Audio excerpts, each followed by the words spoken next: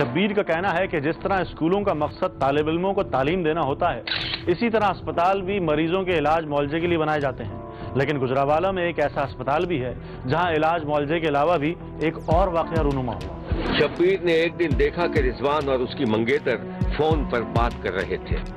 सुना है तुम पाकिस्तान वापस आ रहे हो? हाँ, तो क्या नहीं आऊं? नहीं, मैंने ऐसा तो नहीं कहा, तुम्हारी मर्जी है। अच्छा, तो जनाब आपकी मर्जी नहीं है। अच्छा, फजूल बातें छोड़ो, ये बताओ पाकिस्तान कब वापस आ रहे हो? अरे यार, वो अम्मा का फोन आया था। वो कहती ज्यादा से ज्यादा 1 महीना है। मैंने कह दिया कि भाई अगर ऑफिस से छुट्टी मिल गई तो महीने में आ जाऊंगा। और अगर छुट्टी ना मिली तो क्या नहीं आओगे? नहीं, तब भी आ जाऊंगा। वैसे भी हमारी मंगनी को 2 साल हो गए, मुझे खुद जल्दी है शादी की। मुझे तो कोई जल्दी नहीं है देखो शादी की।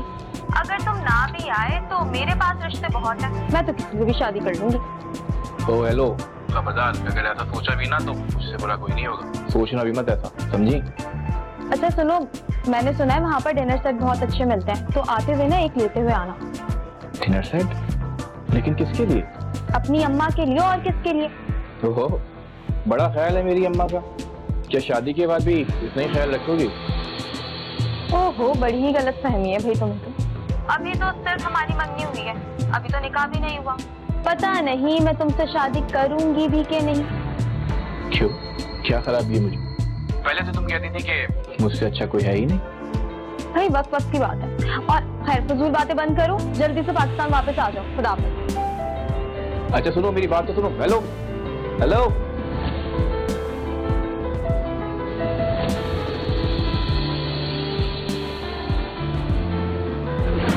वजीराबाद के नवाही इलाके नसीराबाद कॉलोनी का रिहायशी रिजवान 8 बरस से इटली में नौकरी कर रहा था। मारिया से फोन पर दोस्ती हुई थी, लेकिन उसकी मंगनी कर दी गई। वालिदा के कहने पर वो पाकिस्तान वापस आया तो धूमधाम से शादी की तैयारी शुरू हो गई थी। शब्बीर ने देखा कि रिजवान जल्दी जल्दी कंघी करके घर से बाहर निकलना चाह रहा था कि उसकी माँ ने उसे टोक दिया। अरे बेटा, तू मार्केट जा रहा है ना, मुझे भी साथ ले ले। तेरी बीवी के लिए जोड़ा खरीदना है। अब तुझे तो पता नहीं है कि कौन सा सही है कौन सा नहीं। मैं साथ में होंगी तो तुझे बता दूंगी। अरे मेरी अम्मा, आपने मुझे बच्चा समझा हुआ है क्या? आप देखिएगा मैं कितना कीमती और अच्छा जोड़ा लेके आता हूँ। आप दरवाजा बंद करें, मैं जा रहा हूं। अल्लाह हाफिज। अजीब है ये लड़का तो भाई, हवाओं में उड़ रहा है, कुछ समझता ही नहीं है अपने आगे किसी को। आयशा, आयशा इधर आओ बेटे। जी अम्मा। अरे आयशा, ओहो, पता नहीं मैं क्या कह रही थी। और देख, तेरा भाई कितना हवाओं में उड़ रहा है। दुल्हन का जोड़ा खरीदने के लिए अकेले चला गया। तो जाने दो ना अम्मा, आपको तो पता है भाई की पसंद कितनी अच्छी है। देख दरवाजे पे कौन है, जा। हाँ मम्मी, देख कर आई। इसी दौरान दरवाजे पर बेल हुई। कौन?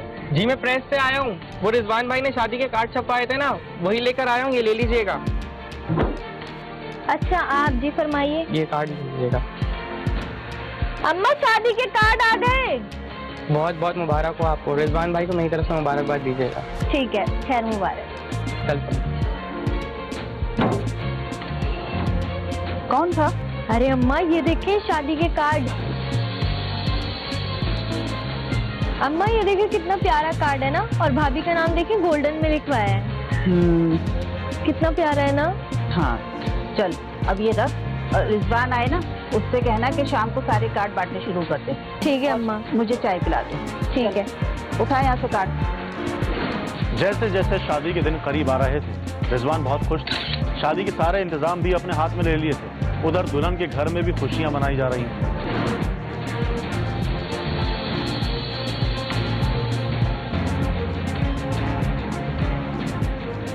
एक दिन शब्बीर ने देखा कि रिजवान शादी कार्ड का बंडल लेकर घर से निकला। मोटरसाइकिल पर रिश्तेदारों के घरों पर कार्ड तकसीम कर रहा था और मुबारकबादें वसूल कर रहा था।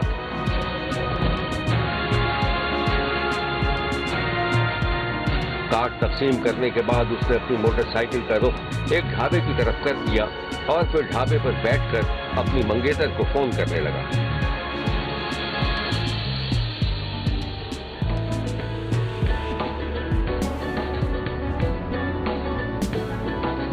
रिजवान की मंगेतर अपनी रिश्तेदार खवातीन में घिरी हुई बैठी थी फोन की घंटी बजी तो वो उठकर जाने लगी, जिस पर उसकी एक सहेली ने उसे मानी खेज निगाहों से देखा। हाँ ये सही, इसका कलर भी ज्यादा सही है। अरे बड़ी बेचैन है वो, ऐसी भी क्या जल्दी है? कौन? हाँ अब तो कुछ पता ही नहीं, ऐसे मासूम बन रही हो। सब पता है हमें, मंगेतर का फोन है ना। फल्ला तुम भी ना हद करती हो।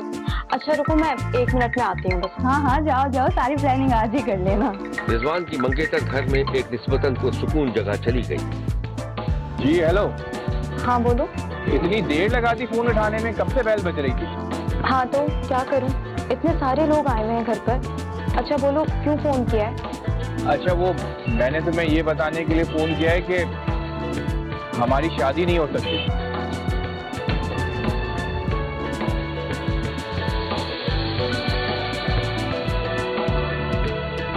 इस कहानी की मजीद तफसीलात हम आपको दिखाएंगे, लेकिन एक ब्रेक के बाद।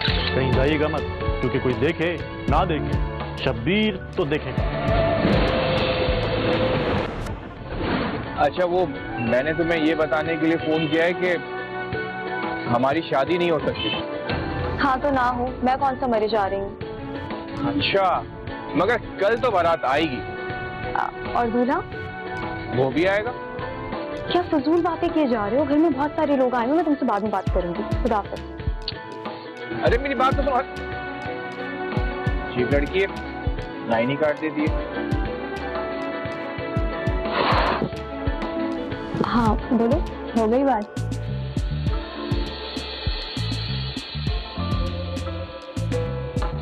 रिजवान ने हंसते हुए फोन जेब में रख लिया।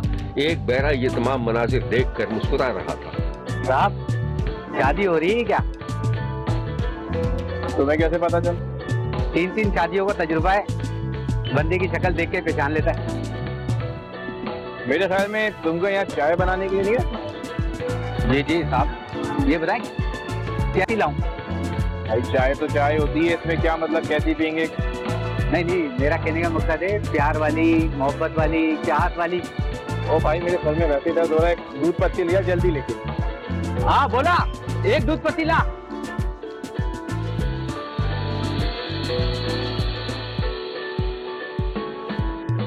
दूसरे ही लम्हे बैरे ने चाय मेज पर रखी। रिजवान ने जल्दी जल्दी चाय खत्म की और मोटरसाइकिल पर बैठकर घर की तरफ रवाना हो गया। अभी वो रास्ते ही में था कि एक खौफनाक वाकया पेश आ गया और रिजवान को ऐसा लगा जैसे सब कुछ खत्म हो गया हो। हुआ ये था कि रिजवान अपनी धुन में मोटरसाइकिल पर जा रहा था कि एक रिक्शे से उसकी टक्कर हो गई और वो जमीन पर गिर पड़ा।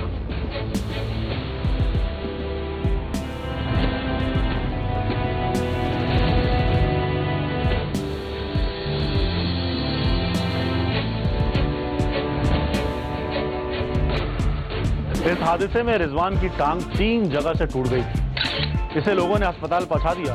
दूसरे दिन रिजवान की शादी तय थी, मगर अब उसका कोई इम्कान नहीं था। दुल्हन वालों को इस हादसे का पता चला तो उनके अरमानों पर ओस पड़ गई। मारिया बेटी इधर आ, सुन रिजवान की माँ क्या कह रही है, मेरे कुछ समझ में नहीं आ रहा। अरे अम्मी क्या हो गया? क्या हुआ? लो सुनो क्या कह रही है। हाँ मैं करती हूँ बात। जी अम्मी बताइए क्या हुआ है? मारिया जैसे जैसे फोन सुनती जा रही थी उसका रंग उड़ता जा रहा था। फिर उसके हाथ से फोन छूट गया और वो बेहोश होकर गिर पड़ी। तो क्या हुआ मेरी बच्ची को? क्या हुआ? तो मारिया क्या हुआ? हादसे में अगरचे रिजवान की जान बच गई थी, लेकिन इसकी टांग 3 जगह से टूट गई थी। मारिया के वालिदैन शशोपंज में मुब्तला हो गए कि एक माजूर से अपनी बेटी की शादी करें या ना करें। शब्बीर ने देखा कि मारिया की माँ अपनी समधन के घर मिजाज कुर्सी के लिए आई हुई थी। बाजी रिजवान की कैसी तबीयत है? बस बहन, डॉक्टर ने कहा है कि टांग तो जुड़ जाएगी, मगर थोड़ा टाइम लगेगा। जो अल्लाह को मंजूर। बस बहन क्या कर सकते हैं, ऐसा करते हैं कि शादी की तारीख आगे बढ़ा देते हैं। बहन मुझे नहीं मालूम, मैं मारिया से पूछ कर बताऊंगी वो क्या सोचती होगी। हाँ ठीक है, आप मारिया से पूछ लीजिएगा। बस नागाहनी आफत है, क्या कर सकते हैं। बस बहन अल्लाह पे भरोसा रखें। अल्लाह सब ठीक करेगा। बस अल्लाह मेरे बच्चे को जिंदगी दे। उधर जब मारिया ने खैरियत पूछने के लिए रिजवान को फोन किया तो दोनों ने फैसला किया कि निकाह मुकर्रर वक्त पर ही होगा, चाहे अस्पताल में ही क्यों ना हो। अस्पताल इंतजामिया ने भी इजाजत दे दी थी और मुकर्रर वक्त पर दोनों का अस्पताल के वार्ड में ही निकाह हो गया। ये है वो मनाजिर, दूल्हा स्ट्रेचर पर था और दुल्हन बाकायदा ब्यूटी पार्लर से तैयार होकर अस्पताल पहुंच गई थी, जहां किसी सेठ की बजाय उसे मरीजों वाली कुर्सी पर बैठना पड़ा। अस्पताल में जगह कम होने की वजह से 2-4 रिश्तेदार ही इस निकाह में शरीक हो सके। रिजवान के वालिदैन बहुत खुश थे। एक्सीडेंट हो गया, पता चलिया तो लेके कैंप छोड़ दे अस्पताल जाके इलाज कराया फिर अस्पताल वाला ने अच्छा तामल किया।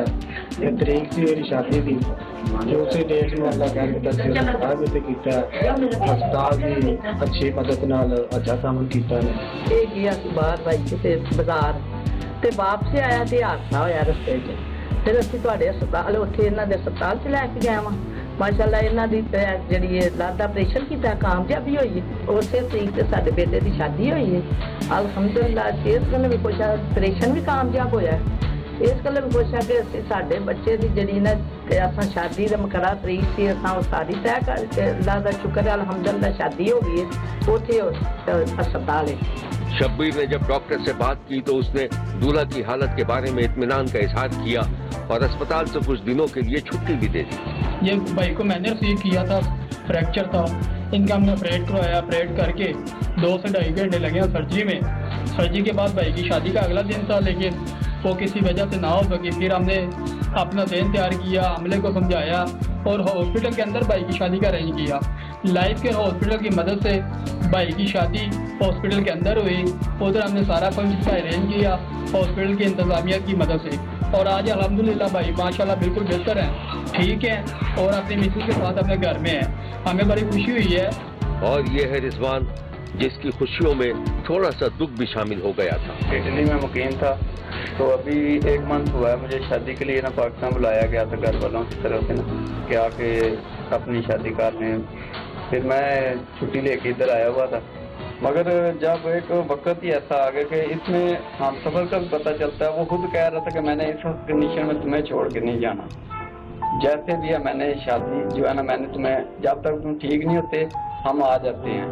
तो इसलिए हम सब दोनों ने फैसला किया कि हम इधर ही हॉस्पिटल में दोनों फैमिली ने फैसला किया कि इधर ही शादी करते हैं, इधर ही निकाह करते हैं। जी मैं बहुत खुश हूँ, अल्लाह का शुक्र है और मेरे घर वाले भी सब बहुत खुश हैं। वाइफ मेरी भी बहुत खुश है कि जो उन्होंने हमें इकट्ठे अल्लाह ने मिला दिया है। और हमारे साथ एक खुशी का बता नहीं सकता हर इंसान का, मगर हमारा हॉस्पिटल वालों ने बहुत अच्छा हमारे साथ अमला था। उन्होंने बहुत कंप्रोमाइज़ किया हमारे साथ कि उन्होंने हमारे साथ वादा किया हुआ था कि अगर तुम उधर नहीं जा सकते तो शादी इंशाल्लाह सही तरह होगी, तो वो हो गई थी। दुल्हन अस्पताल से रुखसत होकर अपने ससुराल पहुंच गई थी और इस दौरान दूल्हा भी अपनी टूटी हुई टांग के साथ अपने घर रवाना हो चुका था। शब्बीर का कहना है कि सानेहात और हादसात नागाहानी होते हैं, इंसान का इसमें कोई बस नहीं होता और यही वो मौके होते हैं जब इंसान का पता चलता है। शब्बीर ने नौ ब्याहता जोड़े को खुशी और कामरानी की दुआ दी है। देखते रहिए, क्योंकि कोई देखे न देखे, शब्बीर तो देखेगा।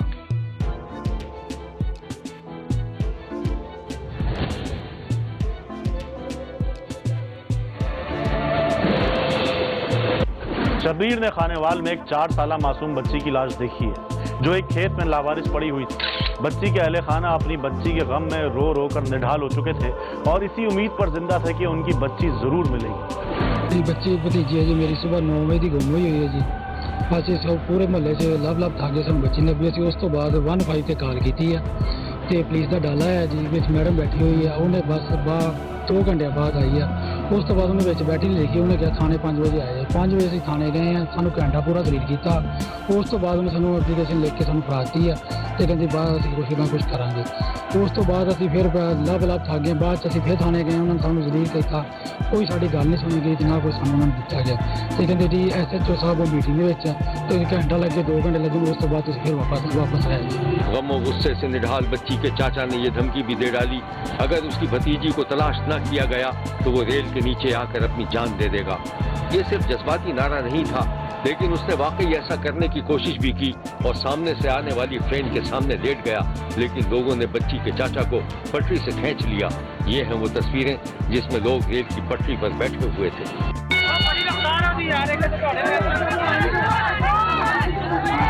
वो पीछे हो जाओ।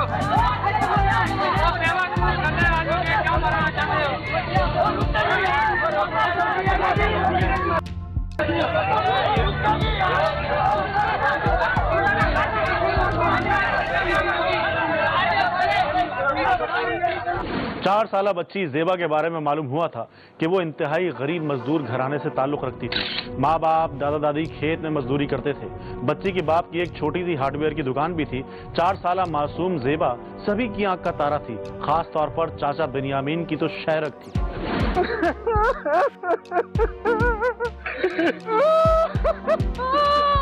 मेरी बच्ची जेबा, कहाँ चली गई तू जेबा?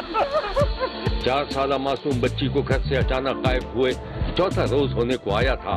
लोगों के एहतजाज में लम्हा ब लम्हा तेजी आती जा रही थी और बच्ची के चाचा को पुलिस की नाअहली पर गुस्सा आ रहा था। भाई कुछ कर यार, कसम खुदा की कुछ कर यार, मुझसे नहीं रहा यार मेरी जेबा।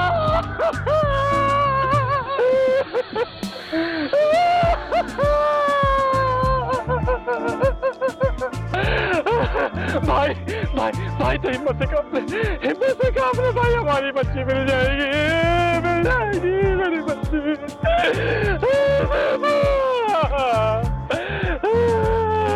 मेरी बेटी को ढूंढ, मुझसे बर्दाश्त नहीं हो रहा। अरे भाई मेरे तो कुछ समझ में नहीं आ रहा। जेबा, अरे जेबा कहाँ चली गई तू? मेरी बच्ची, जेबा। ये पुलिस कुछ नहीं करेगी, ये पुलिस कुछ नहीं करेगी। मेरी बेटी जेबा, मेरी जेबा को ढूंढ लो।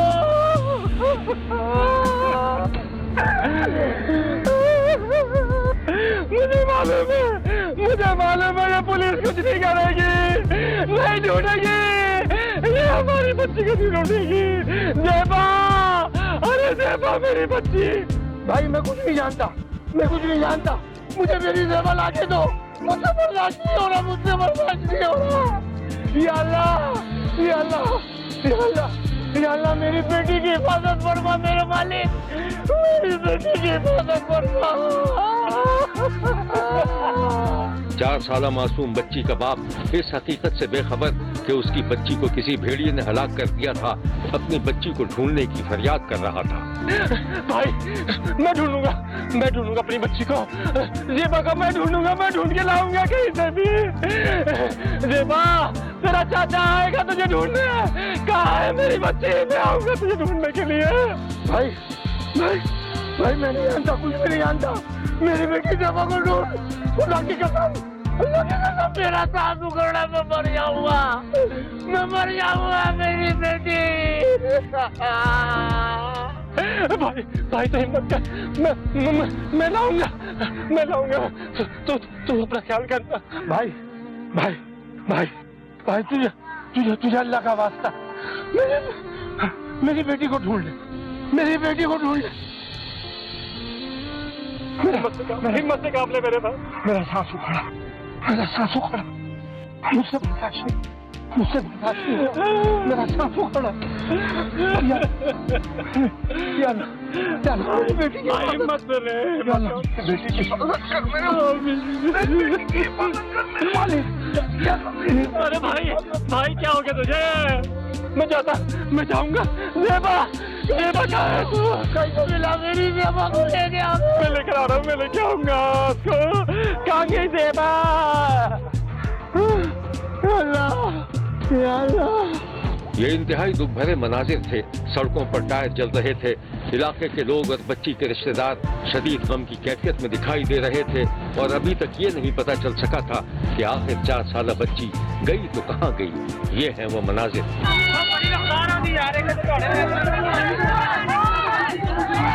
वो पीछे हो जाओ।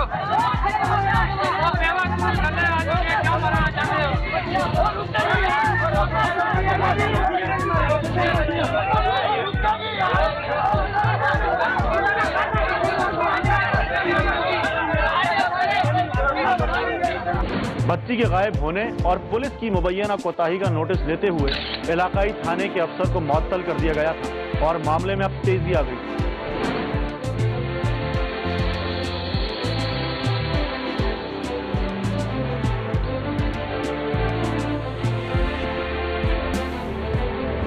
देबा, देबा, कहाँ गई मेरी बच्ची? बच्ची के गायब होने के बाद चौथे दिन शब्बीर ने देखा कि बच्ची का चाचा अकेला तन्हा पैदल चलते चलते थक गया तो निढाल होकर खेत से गुजरने वाली एक पगडंडी पर बैठ गया। देबा! सामने ही ट्यूबवेल था। बच्ची के चाचा ने मुंह पर पानी के छींटे मारे और फिर खेतों में घुस गया। देबा! देबा! देबा! देबा! देबा! देबा! देबा! देबा! देबा!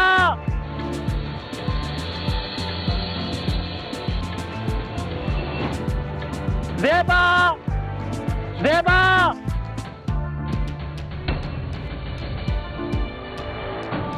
फिर शब्बीर ने देखा कि बच्ची के चाचा ने अचानक अपनी नाक पर इस तरह हाथ रखा जैसे उसे शदीद बदबू आ रही हो। शब्बीर ने देखा कि वो इसी हालत में आगे बढ़ता चला गया और एक जगह पहुंचकर उसने एक भयानक चीख मार दी।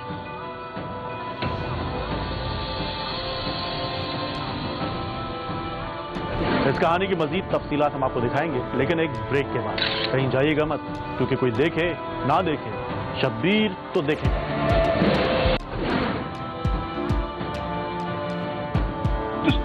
ज़ेबा! ज़ेबा मिल गई! ज़ेबा मिल गई! मेरी बच्ची ज़ेबा मिल गई! ज़ेबा मिल गई! ज़ेबा मिल गई! ज़ेबा! ज़ेबा मिल गई भाई! शब्बीर ने यह भी देखा कि बच्ची का चाचा पागलों की तरह दौड़ता चला जा रहा था। फिर उसने किसी वक्त जेब से मोबाइल निकाला और 15 पर पुलिस को फोन करने लगा।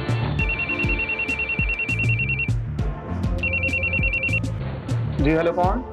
भाई भाई यहाँ पे एक लाश मिली है, वो मेरी बच्ची ज़ेबा की है।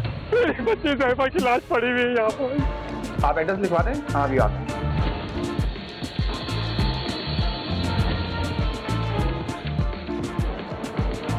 ठीक है, अभी पहुंच रहा।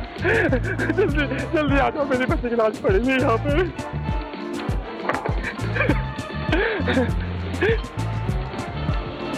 शब्बीर ने देखा कि बच्ची की मस्तशुदा लाश पुलिस अपनी तहवील में लेकर पोस्टमार्टम के लिए भेज रही थी। लाश मिलने के बाद बच्ची के चाचा और बच्ची के माँ बाप और दीगर अहले खाना को यकीन हो गया था कि बच्ची के कत्ल की वजह पुलिस की नाअहली थी। अगर पुलिस बच्ची को बर वक्त तलाश कर लेती तो शायद ये नौबत न आती। अफसोस और गम के ये मनाजिर आप एक बार फिर देख लीजिए।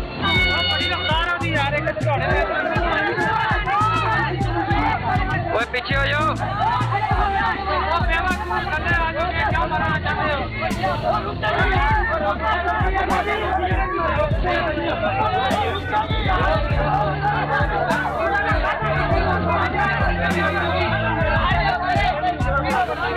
कतल किया गया वा। SHO गए नहीं, उन्हें गल कोई सुनी और रिश्वत मंगदा सी, साडे कोल इन्नी पहुंच नहीं हैगी। असीं आप ही लभी आ ते सानूं इंसाफ चाहिदा वा, सानूं इंसाफ दो। लैट ते वजीर वाले पंजाब को इंसाफ चाहिदा। भतीजा मेरा आ बीमार रहिंदा है, छोटी जी बच्ची आ, ये तो बाहर निकली आ, बाहरों किसी ने काबू कर लिया। बड़ी उन्होंने तलाश की आ, बहुत ज्यादा की आ। वन वाले भी सदे आ, वो भी आन के वेख के चले गया, नहीं दसिया। मुड़ के थाने गए आ, थाने वाले ने बहुत उन्होंने धमकियां दित्तियां। फिर दोबारा गए आ, फिर दोबारा गए, रात को 2 बजे गए आ। अगो थाने वाले वो लड़ पिया, DSP आके पता नहीं केड़ा वो लड़ पिया। उन्हें कहा भी मेरी जेब दे विच मैं पाई है मोबाइल, इस तरह करके कहंदा वेखो मोबाइल मेरा 12 साल का मेरा भांजा गुम होया, सानू वो नहीं लभा। किसी ने उन्होंने साथी नहीं की, उन्हें बुरा भला कीता करके उन्हें कतल करके गट्टू च पा के ते चरी दे विच छड्ड दित्ती। अवाम के शदीद रद्द अमल और आला अफसरान की जानिब से 4 साल बच्ची के कत्ल का नोटिस लिए जाने पर पुलिस अब मुल्जिमान को तलाश कर रही है। पुलिस के लिए सबसे बड़ा सवाल ये था कि बच्ची को जान से मारने का सबब क्या था, कोई दुश्मनी या फिर किसी शर्मनाक जुर्म को छुपाने की कोशिश। शब्बीर ने देखा कि पुलिस का एक सादा लिबास एहलकार इलाके में हर वक्त मौजूद था। शब्बीर ने देखा कि यह एहलकार एक ढाबे पर खामोशी से बैठा चाय पी रहा था और उसके हाथों में अखबार था, मगर उसके कान इर्द गिर्द में होने वाली बातचीत पर लगे हुए थे। उसके करीबी दूसरी मेज पर लोग बैठे इस वाक़े पर तबसरा कर रहे थे। चाय बड़ी अच्छी है यार इस होटल की। चाय तो बहुत अच्छी है। अबे तुझे कुछ पता है किस बात का? क्या चल रहा है हमारे गांव में? क्या हुआ? अबे कैसा जमाना आ गया है यार, एक 4 साल की बच्ची को नहीं छोड़ा उन दरिंदों ने। हाँ यार, बड़ा हौसला उस माँ बाप का। अगर मेरी बच्ची के साथ खुदा का खास्ता ऐसा होता ना तो मैं जिंदा नहीं रह सकता था। अबे उस नदीम को देखा है? बच्ची का बाप तो नहीं है ना, चाचा ही है ना। कैसे गशी के दौड़े पड़ रहे होते हैं उसको, ट्रेन की पटरी पे दौड़ रहा होता है खुदकुशी करने के लिए। लगता है कि माँ बाप से ज्यादा दुख भतीजे का चाचा को है। बच्ची के चाचा के जिक्र पर सादा एहलकार मजीद चौकन्ना हो गया और अब वो 4 साला मासूम बच्ची के चाचा की निगरानी कर रहा था। सही बात है यार, जो भी हुए ना अच्छा नहीं हुआ।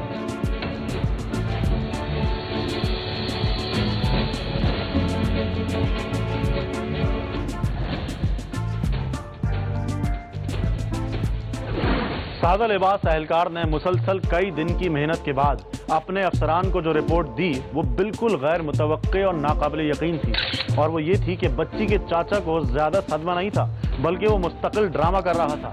इस रिपोर्ट के बाद बच्ची के चाचा को थाने लाकर पूछा गया तो उसने आंसुओं से रोते हुए हंगामा कर दिया। शब्बीर ने देखा कि एक कमरे में कुछ पुलिस अफसरान मौजूद थे, बच्ची का चाचा भी वहाँ था और एक बड़ी सी स्क्रीन लगी हुई थी। देखो, तुम्हें हिम्मत से काम लेना है, ठीक है, और तुम्हें हौसला दिखाना होगा। और ये रक्षा देखो, ये तुम्हारा ही है।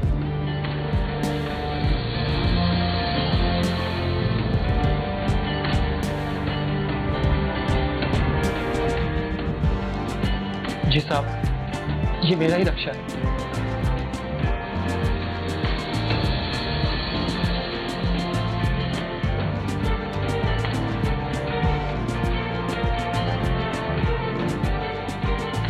शब्बीर ने देखा कि पुलिस ने जाए वकू की सीसी फुटेज चला दी थी जिसमें 4 साला बच्ची की लाश फेंकने के लिए बच्ची के चाचा का रक्षा इस्तेमाल किया गया था।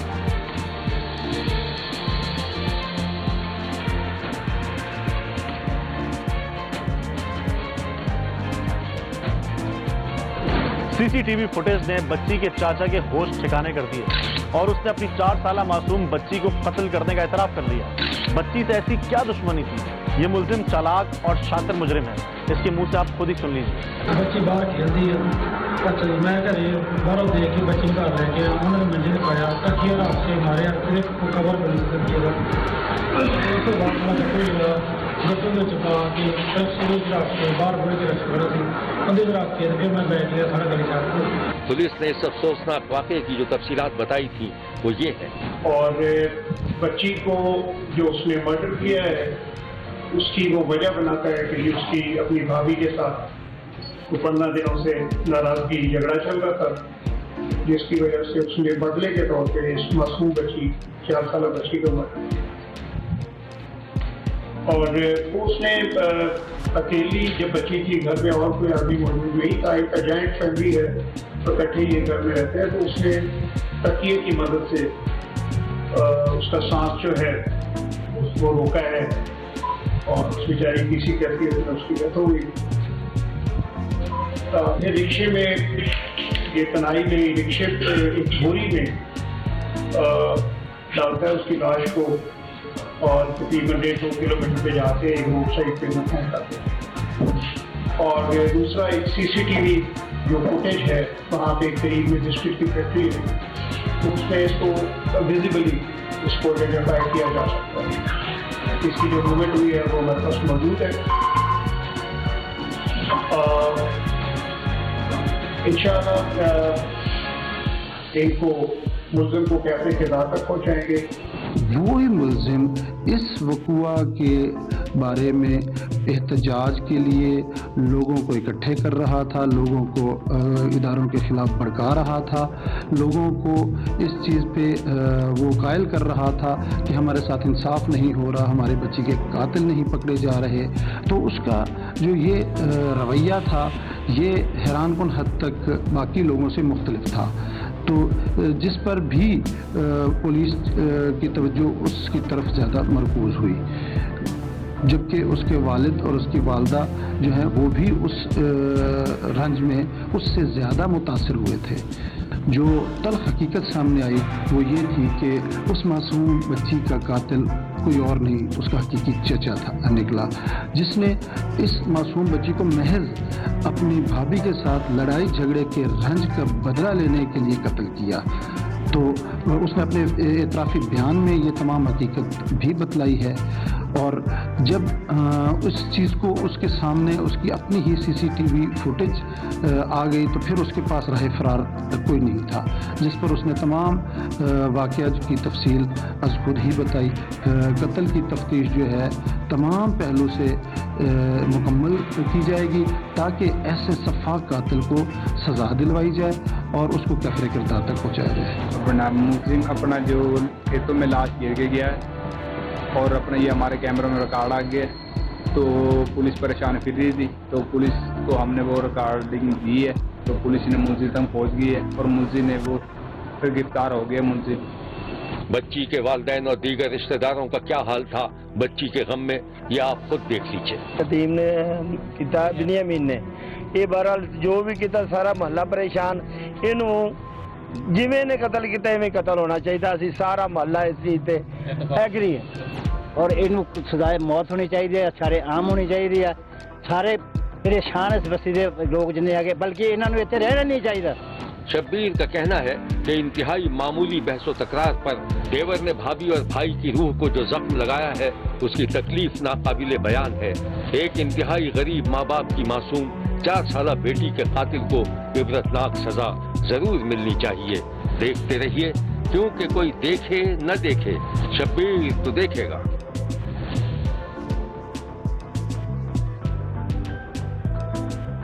शब्बीर का कहना है कि वो देख रहा है और मुसलसल देखता रहेगा। मुल्क भर से मजीद कहानियों और उनकी तफसीलात के साथ फिर मुलाकात होगी।